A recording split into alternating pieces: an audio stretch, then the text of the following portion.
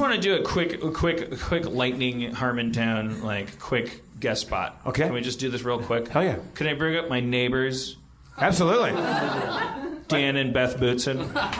Bootzins!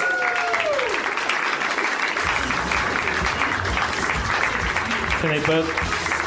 Unless you guys don't want to come up. Just want to do a quick hello. Hello, Beth.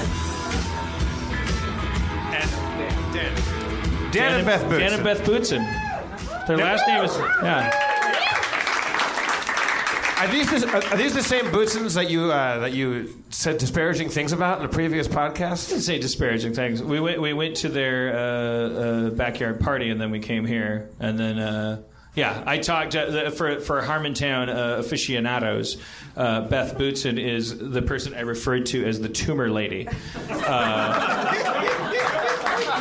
who had you took out your iPhone and you had an X-ray of your head, like a profile of it, and truly, am I exaggerating? It was the size of beyond a golf ball. Well, I had a brain tumor last year. And initially how I found out I had a brain tumor was at, I swim laps in Pasadena at the Rose Bowl Aquatic Center, and I had a seizure in the pool. And what does a seizure feel like? Or what happens when it was the very first time I'd ever had one. It's the only one I've ever had. But I can remember, and it happened so quickly, it almost feels like you're passing out, except I can remember that I felt like I didn't have control of my limbs, and luckily I was swimming on my back in the water, and there was the lifeguard exchange, which is apparently the most dangerous time for a lifeguard to even see somebody drowning. But apparently... What do you mean? Like, that was shift change? Or? Yes, because they're talking to each other. They're just hanging out? Yeah, they're hanging out. It's hard to be a lifeguard. Right. Yes, and Morning, Sam. And there was a lifeguard that all the other lifeguards made fun of because he was the overly diligent one, and he's the one who happened to see me drowning. I saw you flailing in the pool. Yes, and it's in the competitive pool where all the swimmers that swim there are very, very good swimmers. So at first they thought we have a winner. They don't even pay attention to the swimmers because everybody knows how to swim. It's not like guarding the little kiddie pool or something like that. Right. So I had my seizure, and luckily they saw me, and they jumped in, or one of the guys jumped in. Well, they were all there, but one of them alarmed everybody else. Another one jumped in and basically pushed my head up out of the water and let me finish having my seizure. Jesus. Yes, and then after that... So they got that, underneath you and they're like, she's having a seizure, and they just lifted you just my head. So they just lifted my head up out of the water so I wouldn't take in any water. And they let me finish having my seizure, and then they pulled me to the end. They had already called the ambulance, and I was rushed to Huntington Hospital, which is about 4 minutes away. And when I was there, I had already come to in the ambulance. And I felt very lucky because you know how you have to always wait for somebody to take care of you when you're in the ER? I didn't have any wait at all. And the doctor walked in, and he told me that it was my lucky day because I had the chief neurologist on call that day, and that was him. Like the Native American guy, right? Yes, yeah. He says I'm Dr. Caton, and I'm the chief neurologist here, and I'm going to take care of you. Me, big chief neurologist. I didn't even know that's what you were doing. I thought you were just making it more dramatic. I didn't know he was doing a pun. I thought he was making it more dramatic. Like it was like. I think I did. So, God damn it! The brain tumor was very big, and right now I have a hole in my brain the size of a meatball. And that's the hole. A size of a delicious meatball. Delicious meatball. Not some bullshit meatball from Chef Boyardee. Like a fucking Mamma Mia. Yeah, probably. Are we talking Italian spaghetti meatballs? Are we talking like IKEA Swedish meatballs? No. Like bigger than a golf ball. Little Doms. Oh, that's big. That's like a wiffle ball size. And that was, he took out basically about half of the tumor. So half of the tumor's still in there. Wait, just hanging out in there? It's in there, and he didn't want to go any further. He didn't want to take any more out because he didn't want me to end up in a wheelchair or talking with a drool. So is it just sitting in there? You have to go back every? No, I went. He said we're going to take care of the rest of it with cyberknife. Cyberknife radiation treatment. Wait, can they make that sound a little more ominous? Yeah, I know. A little more like G.I. Joe. Yeah. Bring out cyberknife. Cyberknife. What does that mean? It's basically, weeks later, probably about a month later, after I'd already had the surgery and stuff, they took me, and it's a whole procedure where there's like this big Star Wars gun. That's in this room, and they have already made a mask of your face, and they basically screwed, I'm in the mask, and they screwed me to the table, and the table's kind of moving like this, and this big Star Wars gun. They have to custom make the mask of your face? Yeah. Yeah, we still have it. It's like a gauze, except they have some liquid on it. And because it's that precise, so it has to be a mask of your yes, face. it matches my face exactly. To hold you in place, or what? They don't want my head moving. Right. While Cyberknife is giving you the business. Yeah, so I'm there for a whole hour. Because I'm picturing you strapped to a table like James Bond and Goldfinger. And kind of. You expect me to talk, Chief Neurologist? Yeah, it's kind of that way. I mean, I showed him the little video clip I have. It's a cartoon. It's not a video. No, you showed me photos of. It's like a cartoon. It's like it's an MRI photo. It's a human skull, viewed from the side, and there is a larger than golf ball, perfectly round. That's what's amazing is that this cancer still adheres to this. I had a very, very rare kind. Mine was non-cancerous. But what does that mean? The thing of it is you could have a brain tumor that's cancerous, and you might be fine depending on what stage they catch it in. How can a tumor not be cancerous? But you could have one that's non-cancerous, and depending on where that brain tumor is, if it's right here by your brain stem, here you could be dead. Right. So whether it's cancerous or non-cancerous, it doesn't decide whether or not you're going to live. So you're just this lucky person that just had this gigantic thing. I had a very, very rare type of brain tumor. You could see from outer space. It was so big. Yeah. And they just scooped it out with a melon baller, left some of it behind. Yeah, yes. And it's still in there. Did they replace? What did they replace that space with, or did they just leave a cavity in there? No, it just fills in with liquid. Diamonds. And then all the but don't. But they said eventually that all the little veins and things that capillaries will make connections again. And like half my body was very weak. I was in a walker. I couldn't walk for about a full month without falling or perhaps having a seizure. So I was in a walker for about a month, and then I eventually graduated to a cane. Did they ever Lots tell of steroids. Did they ever tell you might not walk again and blah blah blah? That stuff in the they're always movies? worried about that, but luckily I have a very, very good surgeon. And the other thing, what was I going to say? It's okay. You have a hole in your. Tumor. Yeah, yeah. Yeah, you have the ultimate out. Yeah. There was. You should have a notepad around your neck. I know. Have you ever used it to win arguments? Really? I know. Be honest. You know what I was going to say was because when they said when they were going to do the surgery, what they do is they usually shave your whole head.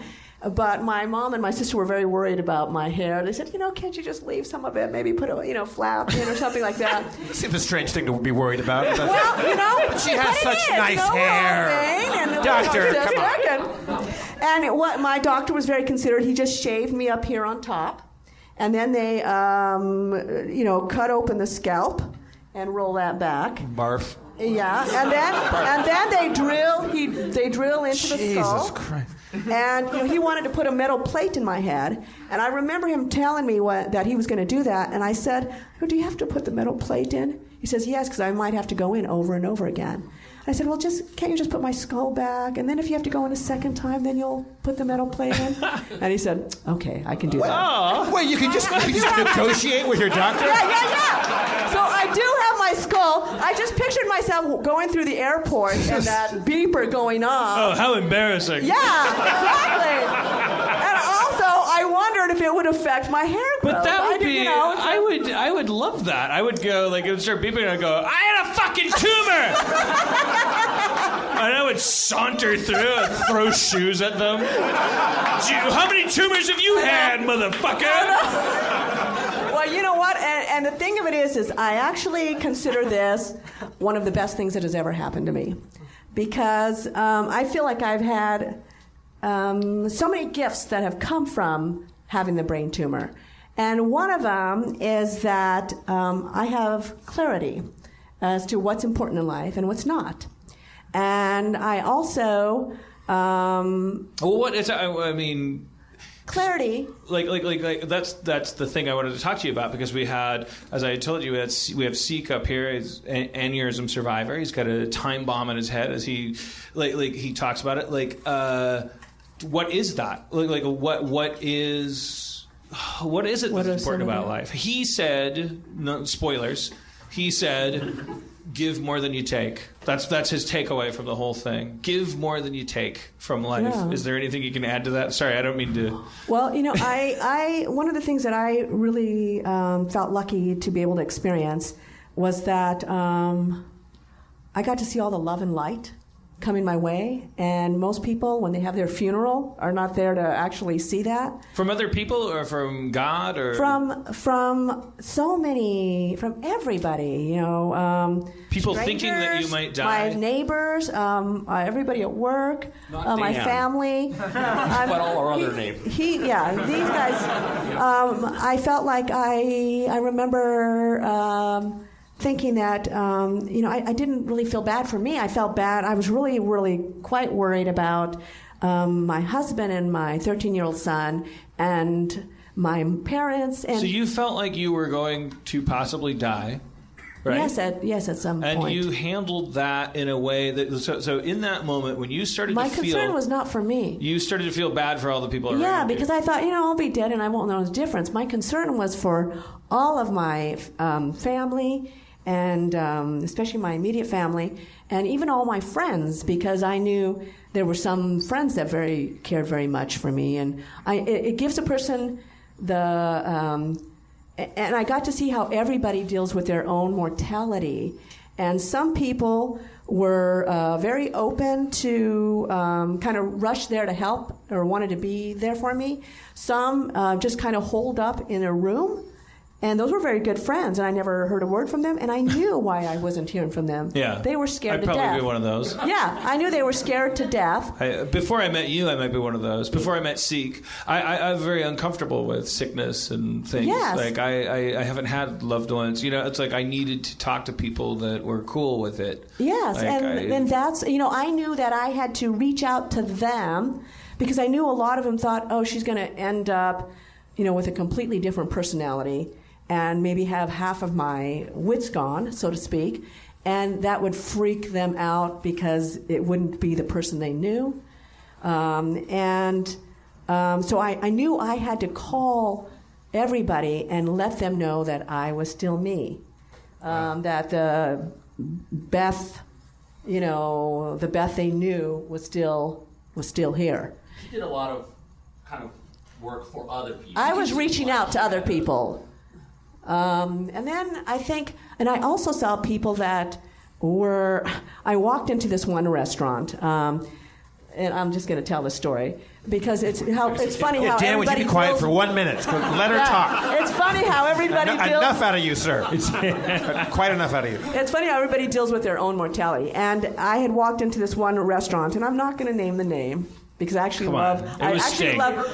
love their pulled pork sandwiches a lot, so I'm not going to mention their name. No, we go to Little Dom's all the time. We mention it. But there was a woman there, and I still go there. Despite what happened. I walked in there, and I had been in there before, and the lady, I know she recognizes me. And I had walked in there with my walker, and of course I had a scarf around my head, and I was probably bloated because of all the medications that I was on. No, you look great. I remember those. I remember that time. And everything. Okay. And I walked in, and I know she recognized me, and she's seen my husband before too, and I could tell she was clearly uncomfortable. And I asked her if I could use the restroom. And I had done that before I even had this happen to me, and they were fine. She was fine with me using the restroom before. And the restroom was in the back, behind the counter. I said, could I use your restroom? And I could tell she was freaked out by me. And she says, well, it's not, it's not open to the public. And I said, well, before she'd never had a problem with me using it. And I said, well, I'm not. Yeah. And I said, well, I'm not the public. I'm a customer. So I want your customer restroom. And she said, and she kind of just freaked out. And then she says, well, okay, but don't touch anything. What? Wait, you asked to use just the regular ladies' room at the restaurant, or it was the restroom that they had there. It was a restroom that they have there that I've, every time I had visited before, she didn't have a problem with it. Okay. So but now because you seem like some sort of damaged. Yeah, well, I'm obviously damaged now. I think she thought that she might catch what I had. Ay.